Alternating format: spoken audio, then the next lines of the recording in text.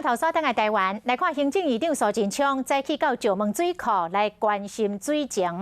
院长来承诺讲，这个14亿可化的这个措施的经费，行政院会全力来支持。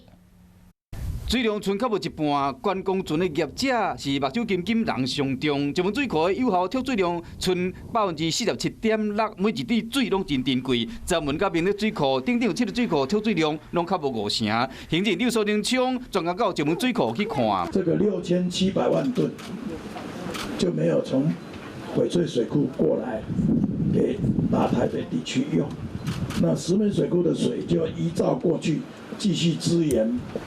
板桥、新北地区，那石门水库现在就不是剩下这样的水。